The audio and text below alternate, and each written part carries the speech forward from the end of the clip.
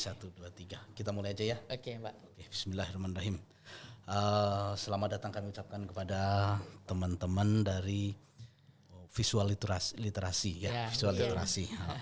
Ini ada Nanda, ada Amel, satu lagi Ihsan. Kalau Ihsan saya udah tahu, Nanda sudah tahu sekali.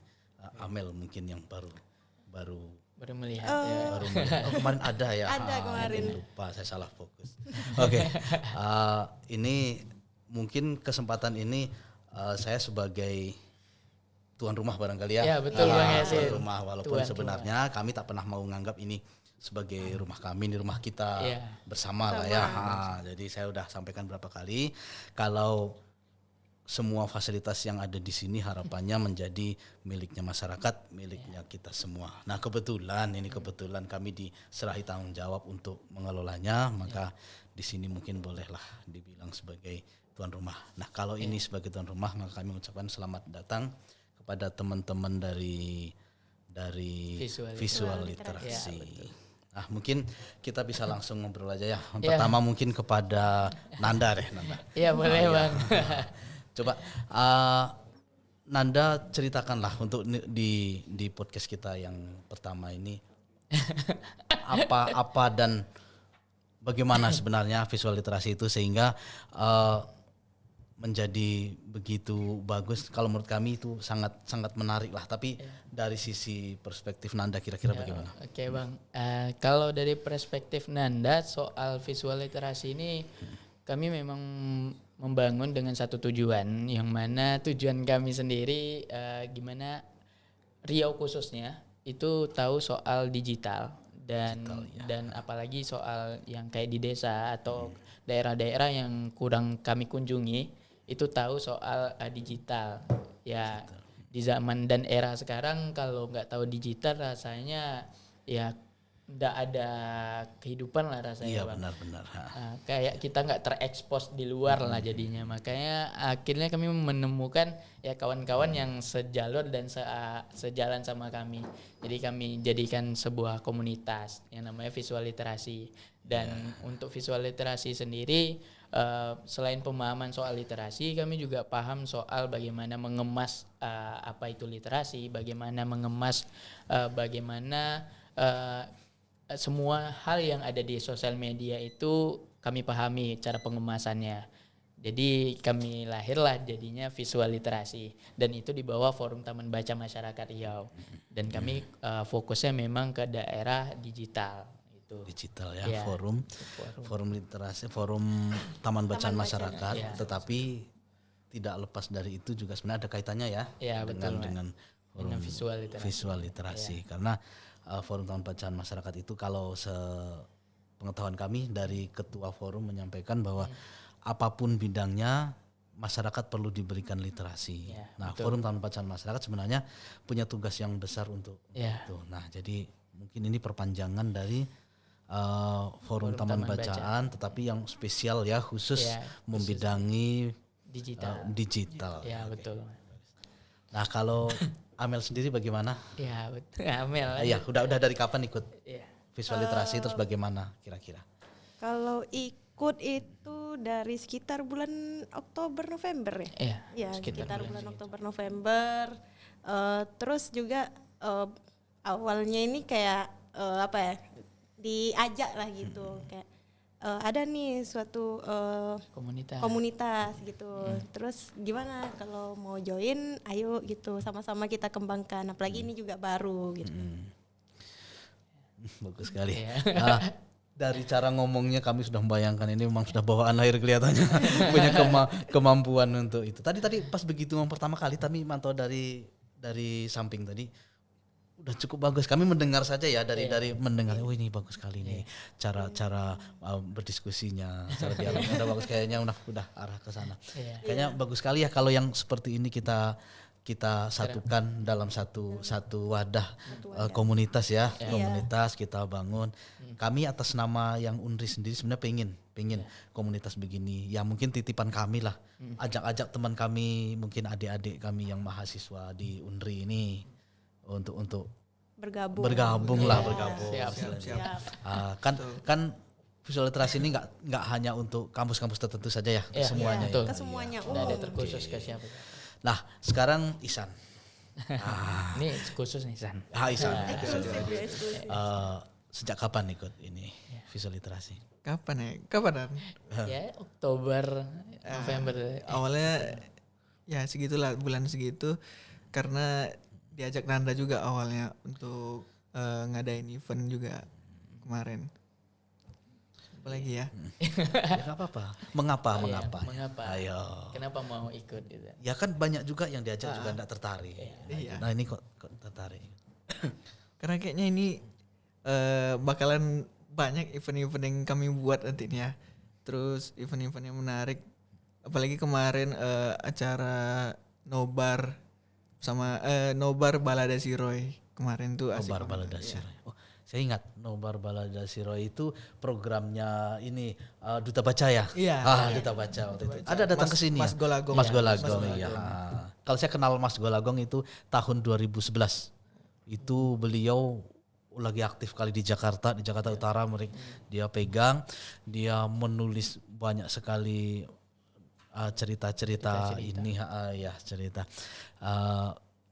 Perpustakaan Nasional udah mulai memandang Golagong dari tahun-tahun itu. Hanya saja memang dari sisi literasi zaman dulu literasi itu harus serius nih ceritanya. Harus buku pelajaran, buku teoritis segala macam. Pas terakhir-terakhir ini ternyata kita baru tahu. Ini dari UNESCO. Saya mau ada satu pesan atas nama pustakawan ini. Karena saya seorang pustakawan. Sekitar belum lama nih, 1 tahun yang lalu lah, UNESCO baru sampai pada kesimpulan bahwa yang membuat orang tuh kreatif itu sebenarnya dari apa yang dia baca. Nah, tetapi memunculkan minat orang untuk baca itu ternyata prosesnya justru paling dasar adalah dari keluarga. Nah, keluarga. Nah, mereka merilis bahwa negara yang memang paling kuat membacanya, yang paling bagus karakternya adalah negara Jepang. Kenapa Jepang? Rupanya satu faktornya. Waktu kecil dalam keluarga, bapaknya baca koran, ibunya baca majalah, anaknya baca komik. Itu sudah umum di sana. Makanya luar biasa komik di Jepang itu luar biasa pasarnya. Orang tua memaksakan dirilah untuk membeli itu karena keluarga 1, 2, 3, 4 bertetangga itu semuanya membelikan komik untuk anaknya. Nah, ternyata komik itu memancing kemampuan dia untuk berpikir. Akhirnya tunggu, saya ada suara. Harusnya ada saya silent. Oke, enggak apa ya. Bagaimana cara men-pause bisa ini? Enggak apa-apa, Pak. Lanjut aja. Halo, Kak Epi. Halo. Ya. Ayasin lagi di mana? Lagi di ruang podcast, lagi ini dialog. Enak suaranya. Iya. Ya. Ini di TikTok banyak ASMR. Ya boleh. Saya kasih tapi saya nggak megang surat aslinya ya. Bagus, ya. Isinya saja yang itu lagi. Pertama Ya. nyoba mic bagus. Iya. Bagaimana rasanya? Apa Iya mereknya? boleh. Saya kirim sana. Yang dikirim kan dari rektorat. Yang saya jadi punya cuma konsepnya tapi nggak berubah. Itu aja yang aslinya dari saya. Ya itu saya kirim lagi nanti ya, tapi ya saya lagi dalam podcast dulu ya. Oke. Oke, lanjut yang tadi ya. Kita cerita ini apa tadi? Komik. Ya, soal komik. Jadi Jepang itu negara yang paling aktif membuat komik. Iya. Dan tersebar ke seluruh dunia. Nah, ternyata komik itulah yang membuat anak itu begitu sudah membaca komik, dia haus dengan bacaan karena menunggu cerita berikutnya, terus teman yang lain, saya punya komik yang ini. Terbanyak dia ngikuti dari mungkin jilid 5, jilid 6, 7 bersambung terus, ditunggu yang berikutnya. Nah, ketika seorang penulis komik di sana itu kalau sudah betul-betul penulis komik, ditunggu yang edisi berikutnya. Ditunggu oleh anak-anak. Nah, bahkan tersebar ke seluruh dunia. Akhirnya anak-anak mereka rata-rata haus dengan bacaan. Nah, begitu udah haus dengan bacaan, begitu sampai sekolah mewajibkan anak membaca buku apapun Nah kan senang Iya. itu karena boleh baca apapun, dia milih komik. Ya silahkan saja baca komik. Pokoknya begitu lulus SD mereka tambah haus dengan bacaan. Akhirnya kan jiwa udah berubah nih, udah SD, udah mulai kelas 1 SMP, sudah malu baca komik kan, sudah mulai novel. Novel juga seru-seru di sana. Mulai dewasa, mulai novel yang agak-agak dewasa. Di situ orang tua juga punya peran. Oh, kamu boleh baca novel yang ini tapi nunggu kamu umurnya sekian. Itu novelnya dipasang di lemari loh. Kamu boleh baca buku ini kalau umurnya sudah sekian. Dia termotivasi. Kapan umurku segitu? Nah, begitu ulang tahun tercapai tanya, "Pak, saya udah waktunya baca." Silahkan. Begitu artinya kehausan akan bacaan itu. Sehingga mereka Jepang itu terkenal dengan kebebasan bereksperimen. Eksperimen banyak. Sekarang kalau mau kita lihat MotoGP itu seluruh dunia saingan antara Jepang dengan Jepang dengan Jepang dengan Jepang. Tahu maksudnya? Ya, antara Honda, Suzuki, Yamaha, Mitsubishi, Jepang semua. Nah, sekarang orang tidak bisa lepas dari kendaraan. Itu baru yang kendaraan, yang produk lain masih banyak. Jepang itu sangat bagus. Nah, terus satu lagi yang disoroti oleh UNESCO. Jepang itu kalau orangnya ramai, sibuk, semuanya disiplin, tidak ada yang disiplin. Nah, ada salah satu contoh ini saya kebetulan dengan rektor Unri yang lama itu Pak Aji bercerita tentang bagaimana disiplinnya orang Jepang. Di sana kalau rapat janji jam 2 kurang 10 harus sudah di tempat. Tepat jam 2 tutup pintu. Orang terlambat semenit, maaf Anda tidak boleh masuk, Anda terlambat semenit.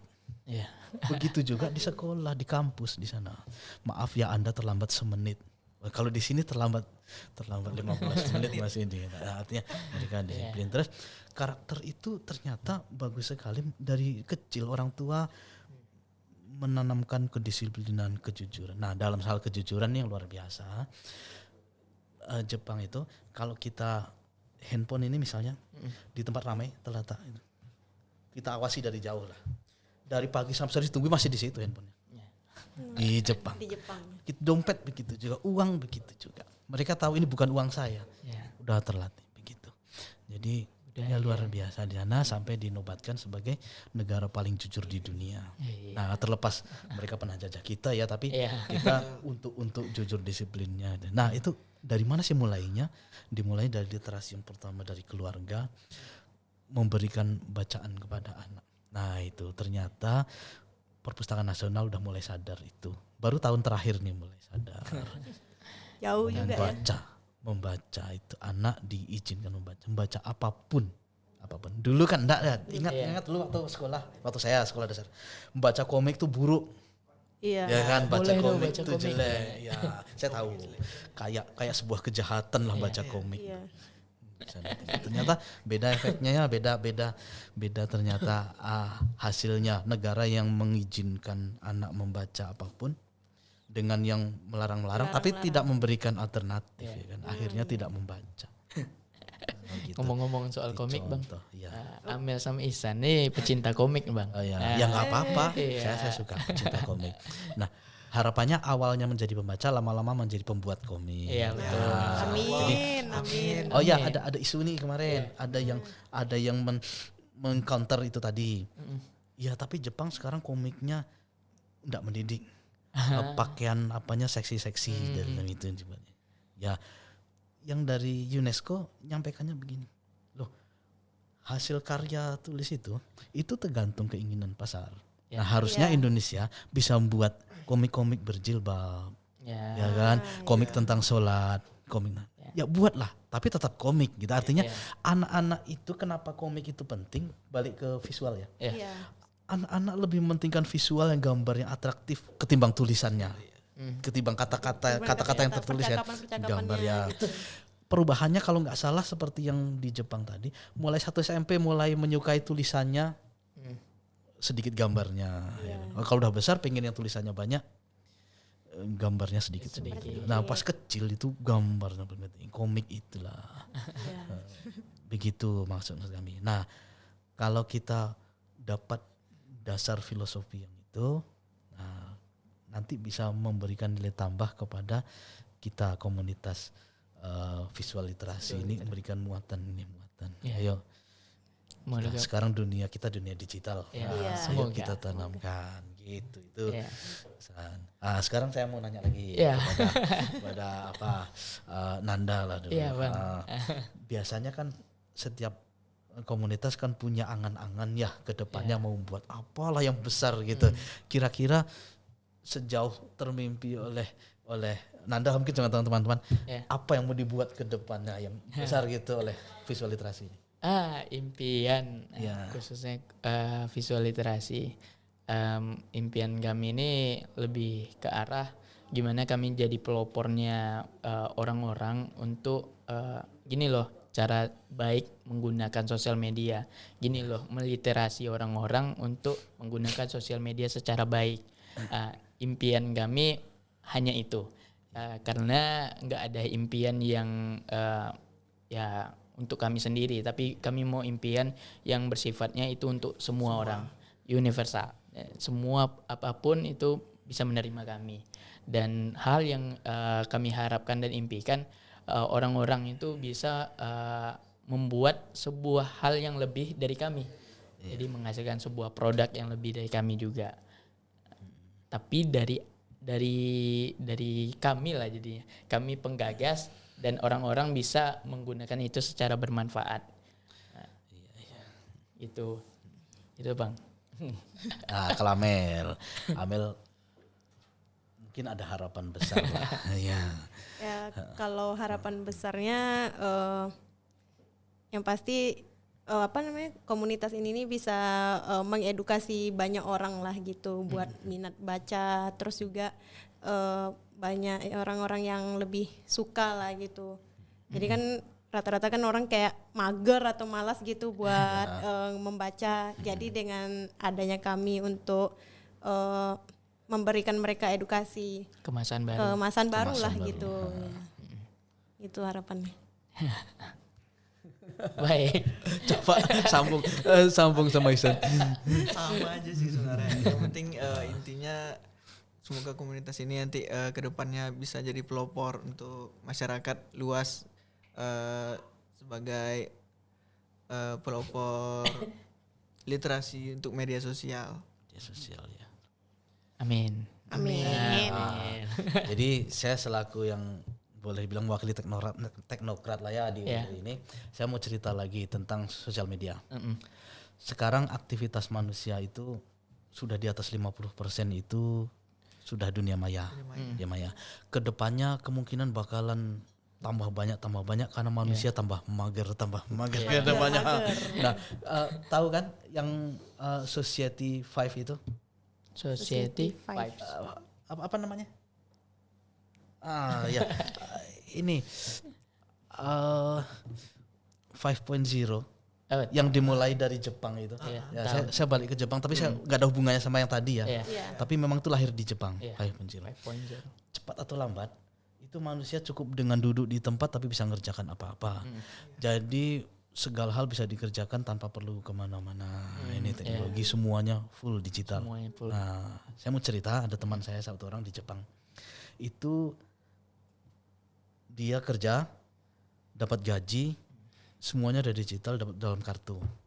Terus dalam memenuhi kebutuhannya semua sudah menggunakan ID yang tersentral. Jadi ngurus ke kesehatan, ke instalasi kesehatan, misalnya ke rumah sakit, ngurus ke pendidikan untuk anak, itu satu kartu itu. Di situ dapat gaji, semua bayar pakai itu. Semua dia juga ya debit card, bahkan bisa jadi kredit card. Itu luar biasa di sana. Artinya apa? Di sana sudah sampai level sosialnya itu sudah berubah, sudah ke hampir 100% digital di sana. Nah, tapi sebenarnya itu bukan di sana saja, itu mewakili gambaran di dunia arahnya ke sana. Kebetulan mereka maju duluan. Nah, sekarang yang satu negara yang paling diproyeksikan akan mendominasi itu ya. Udah selesai. Oh iya, habis waktunya. Oke, enggak apa-apa sayang. Jadi di edisi berikutnya kita sambung ya. Jadi bagi pemirsa di rumah juga nanti mungkin kita bisa sambung lagi.